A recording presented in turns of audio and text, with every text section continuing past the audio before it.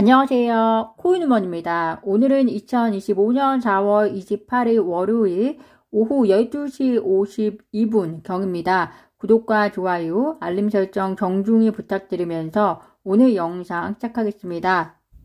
리플 XRP가 어제 밤에 급등을 했었는데요. 그것은 비트코인과 이더리움 등과 상반된 가격 퍼포먼스였습니다. 그 주요한 이유가 글로벌 자산운용사 프로세어스가 현지 시간으로 4월 30일 새로운 XRP 선물 ETF 3종을 출시한다라고 전해왔기 때문입니다. 4월 30일 이전에 미국 SEC가 특별한 이유를 제기하지 않는 한 XRP 선물 ETF의 출시는 가능해질 것이라는 이야기인데요. 선물 출시는 거래대금 상승과 또 투자자의 관심도를 상승시킨다는 면에서 XRP의 가격 상승에 영향을 미치는 것으로 보입니다. 리플 CEO 브래드 갈링하우스가 현지 시간으로 27일 블룸버그와의 인터뷰에서 리플이 미국 내에서 규제 문제를 해결했으며 불확실한 규제 환경 속에서도 은행 및 규제기관과의 긴밀한 협력을 이어가고 있다면서 XRP는 수조 달러의 금융 문제를 해결하는 데 기여할 것이다 라고 말했습니다. 미국 내에서 규제 문제를 해결했다는 것은 리플과 SEC 소송으로 야기된 불확실성으로 인해서 리플의 미국 내 사업과 관련된 문제가 이제는 리플과 SEC 소송이 종료될 것임에 따라서 해결이 되었다라고 이야기하고 있는 것으로 보입니다. 브래드 갈링하우스의 이야기는 궁극에 리플의 미국 내 사업이 가능해졌다라고 추정해 볼 수 있는 대목으로 보이고요. 불확실한 규제 환경 속에서 은행 및 규제기관과의 긴밀한 협력을 이어가고 있다라고 말하는 것은 리플과의 소송은 종료되었지만 여전히 미국 내에서 암호화폐 관련해서 규제가 정립이 안 되어 있는 만큼 그럼에도 불구하고 이런 상황 속에서 관련 기관들과 협력을 이어가고 있다라고 이해하시면 될 것 같습니다. 그런데 미국 SEC 위원장 폴 애킨스가 암호화폐 관련 규제 명확화를 우선순위로 둔 만큼 이와 관련된 문제도 어느 정도는 조금씩 해결이 되는 방향으로 진전을 이루어 나갈 것으로 보입니다. 오늘 브래드 갈링하우스가 한 발언 중에서 가장 중요한 발언은 XRP는 기존 금융 시스템과 맞서기보다 금융 시스템과 협력하는 방식으로 전 세계적인 확장을 누릴 수 있다면서 리플을 보유한 네트워크를 고려할 때 XRP는 다음 세대 비트코인이 될 것이다 라고 이야기한 점입니다. 여기서 우리가 기억해야 할 것은 첫 번째, 기존 금융과 맞서는 것이 아니라 협력하는 방식이 될 것이라는 것. 두 번째, XRP는 다음 세대 비트코인이 될 것이다 라고 이야기한 것을 기억을 해야 되는데요.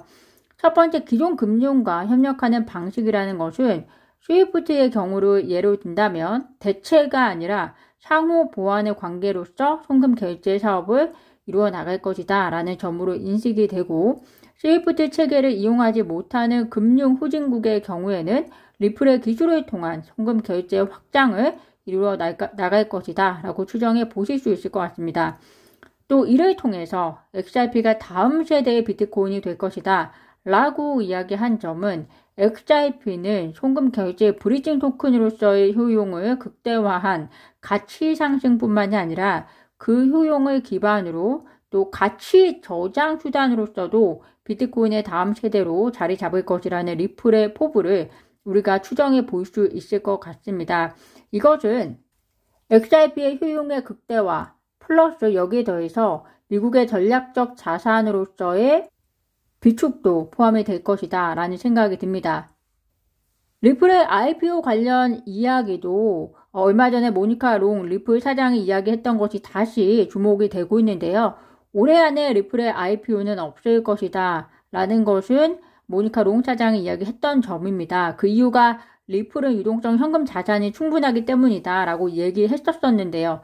이 부분도 계속해서 말씀드리듯이 IPO라는 것은 투자를 받고 현금 유동성을 풍부히 해서 새로운 사업의 확장, 기업의 부피를 키우는 목적이 주요한 이유이고, 투자를 받기 때문에 재무라든지 기업의 운영 정보를 항시 공개를 해야 합니다. 그런데 리플 입장에서는 이미 크고 다양한 기업으로부터 투자를 받고 있고 현금성 자산이 충분한 상태이기 때문에 지금 당장 급할 것이 없다는 이야기이지만 언젠가는 리플을 투자하고 있는 기업들을 위해서라도 IPO를 하는 날은 올 것이라고 생각이 듭니다. 리플에 대한 관심은 꾸준히 증가하고 있는데요. 오늘 기사에 의하면 나스닥 상장사 디지털 커머디티 캐피탈이 XRP를 회사 재무 자산에 추가했다라는 소식입니다. 올해 초에 에너지 기업 웍스포트가 비트코인과 함께 XRP를 재무 자산으로 추가한 사례가 있었는데요. 이러한 움직임은 리플에 대한 관심이 계속 증가하고 있기 때문에 이 역시 증가할 것으로 예상이 됩니다. 이번 주 금요일 미국의 고용지표가 발표가 됩니다. 보시는 것처럼 미국 평균 시간당 임금과 그리고 4월의 실업률의 경우에는 전달과 큰 차이가 없는 것으로 예측을 하고 있습니다. 다만 비농업 고용 수치는 감소하는 것으로 보이는데요. 이번 고용지표가 중요한 것이 5월 7일 FOMC를 앞둔 고용지표이기 때문입니다. 5월 7일 당장의 FOMC에서 금리 인하가 될 가능성은 거의 없어 보이지만 다만 파월이 경기 침체 가능성에 대해서 어떤 스탠스를 가지고 있느냐를 5월 7일 파월의 연설에서 확인할 수 있고 또한 이 연설에 영향을 줄 만한 중요한 데이터가 이번 주 고용 지표이기 때문에 이 데이터가 중요할 것으로 보입니다. 현재 트럼프의 관세와 관련된 이슈들이 어떻게 해결되고 있는지, 해결이 되어 가고 있는 중인지 오리무중이지만 물론 미국 행정부 입장에서는 모든 것이 잘 되어 가고 있다는 듯이 이야기를 하고 있지만 실제로 어떻게 진행되어 가는지에 대해서는 확실하지 않습니다. 그럼에도 불구하고 더 매를 맞을 것은 없다. 지금보다 더 나빠질 것은 없다는 시장의 분석 때문에 투자 시장이 더 하락세를 보이고 있지는 않습니다. 다만 최근의 반등을 긍정적으로 끌고 갈 것이냐 아니면 또다시 변동성으로 되돌림할 것이냐의 여부는 다가오는 5월 7일 FOMC가 또 어느 정도 영향을 미칠 것으로 보이는 만큼 이번 주 고용지표 그리고 다음 주 FOMC에 관심을 가지시면서 또 역시 트럼프의 입을 주목하시면서 투자 시장을 바라보시면 좋을 것 같습니다. 오늘 제가 준비한 소식은 여기까지입니다. 오늘도 영상 시청 진심으로 감사드리고요. 구독과 좋아요, 알림 설정은 코인 우먼에게 큰 힘이 됩니다. 감사합니다.